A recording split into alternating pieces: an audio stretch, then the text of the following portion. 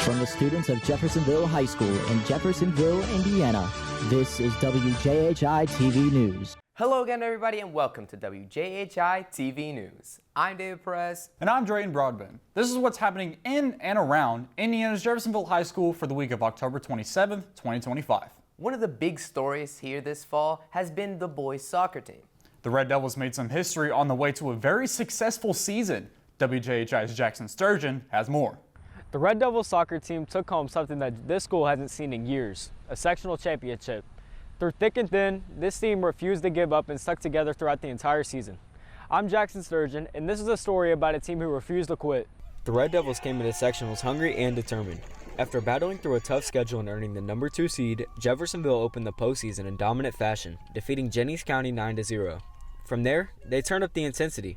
In the sectional championship against Bedford North Lawrence, Jeff put together one of their best performances of the year, dominating both ends of the field. The boys cruised to a 5-0 win, sealing their first sectional title since 2012 and setting off a celebration that's 13 years in the making. This year we won the sectional title, and it's been over a decade since we've done that. This year we realized that we need to get it done, and we just pushed through harder and harder this year, especially during the summer, just working hard, conditioning, and just sticking together as a team and just treating each other like family. That sectional meant more than just a trophy for the Devils. It was history. It reignited belief in what this program could be. But their journey wasn't over just yet. A few days later, the Red Devils faced Evansville North in a regional semifinal, a team ranked among the top programs in the state. Jeff came out aggressive, creating early scoring chances and holding their own against a talented Husky squad. The defense stayed solid and the energy from the bench never faded, but despite their grit, the boys came up short, ending their postseason in a hard-fought loss. Even in defeat, this team showed the kind of heart and unity that cannot be measured by a scoreboard, proving Jeffersonville soccer is back and the future is bright. While the Red Devils didn't get the ending that they wanted, this team still exceeded expectations. They proved that the program is on the rise and they'll be back next year with even higher expectations. I'm Jackson Sturgeon, reporter from WJHI. It's the Red Devils' hope that this is the start of something big and they can use it as a foundational building block for next year. The timing of the success in boys soccer comes as the sport is growing exponentially in this country. WJHI's TV's Evan Toba has more. Hi, I'm Evan Toba. Soccer, or football, is everywhere. From the streets of London to the favelas of Rio, you will always see the ball. Everywhere except here, though, as few places have been more hesitant to respond to the game than the good old US of A. America always loves to be different from the rest of the world.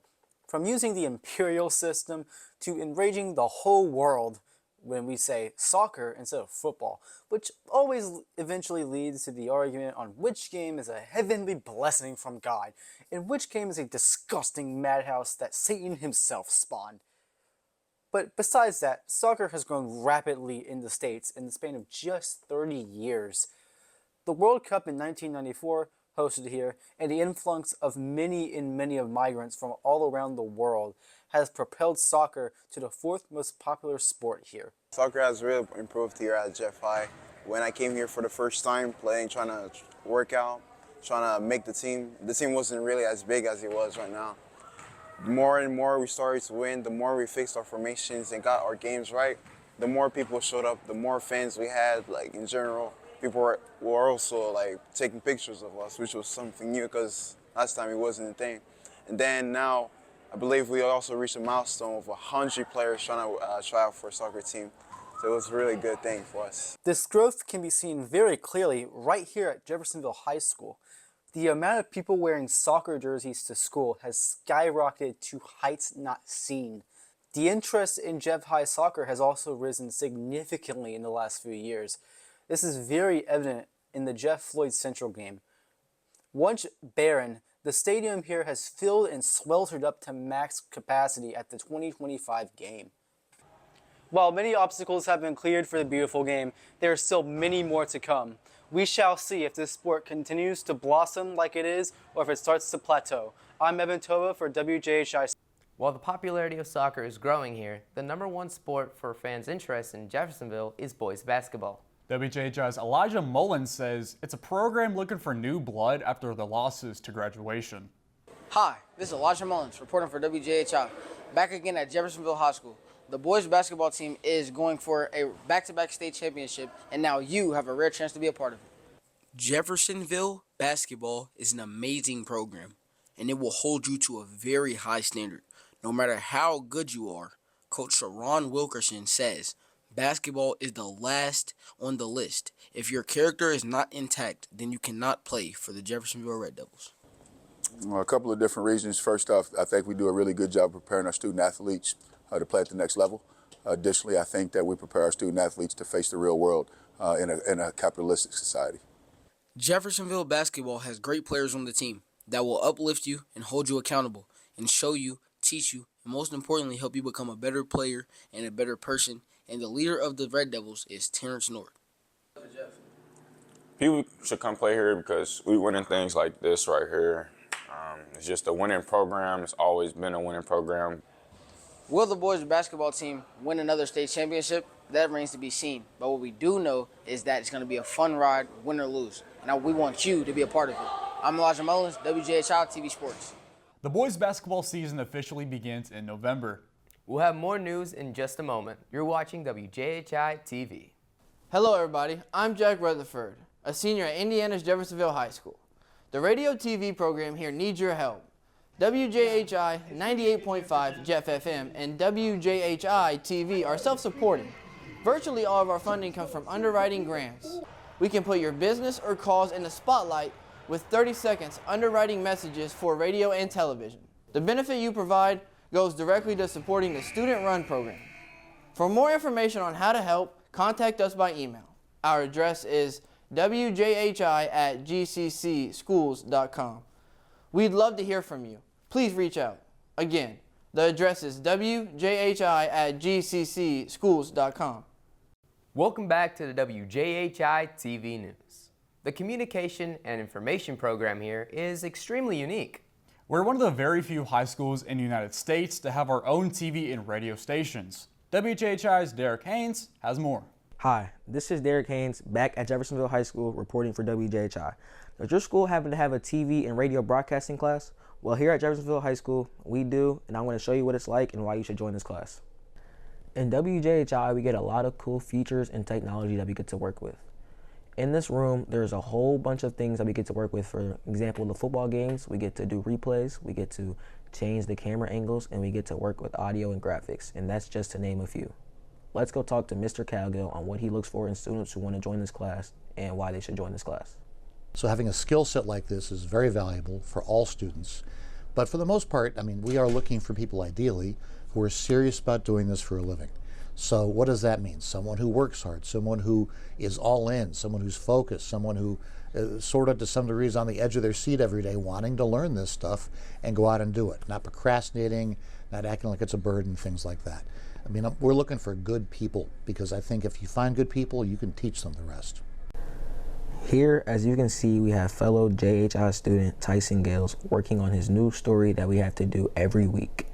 Tyson is a fellow student who joined this class after he heard about it from another peer. WJHI, I feel like it's a great class to join because, you know, you can learn new techniques about cameras and you can film games. And this is a great class that Mr. Callan and Mr. Calgo both put together.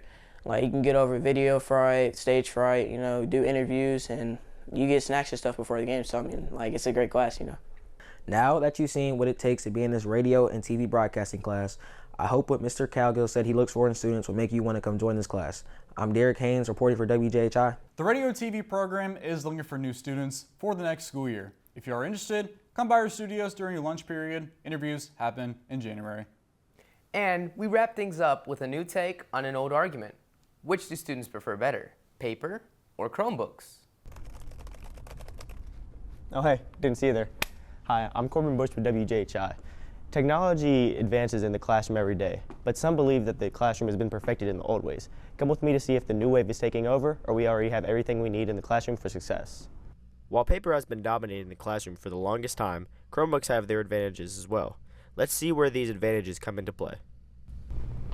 I prefer Chromebooks over pencil because I think I type faster with a Chromebook. It's easier to erase mistakes, and I definitely have more options when it comes to researching. Some may think that Chromebooks may make paper disappear in the classroom in the future. Let's see what he has to say about this. Yeah, I think that Chromebooks will eventually take the place of paper in the classroom just because of how efficient it is. Students and teachers are able to communicate more effectively and turn in assignments more effectively. It may seem like Chromebooks have no downsides because they are a part of the future, but something that the past ways rule supreme. Let's see an opinion from a Jeff High student. I think paper is better because it reduces distractions in classrooms and also helps I think it helps me focus more. And also with like paper, writing it down by hand helps me memorize it rather than just typing it on like a Google Doc. Others think that paper may make a comeback in the classroom and beat out Chromebooks. Let's see what he has to say about this. To be honest, I don't think paper is going to come back because Chromebook's getting more advanced to where paper is getting used less and less when we're in classrooms, because most of my classrooms have just been on Chromebook most of the time. Oh, hey, got me again. Paper and Chromebooks both have their positives and negatives in the classroom, but finding out different ways of using them together to maximize their benefits, we can excel even further in the classroom and life. It's Corbin Bush with WJHI. I have to say, me personally, I'm a paper kind of guy just because that if I look at a Chromebook screen for too long, it just starts hurting my eyes. I can relate to that, but I'm more of a mouse and keyboard type of person. I'm faster on the keyboard than I am writing with pencil. That does make sense. But that's all the time we have. That's just some of the stories going on in and around Indiana's Jeffersonville High School. I'm David Perez. And I'm Drayton Broadbent. We'll see you next time on WJHI TV News.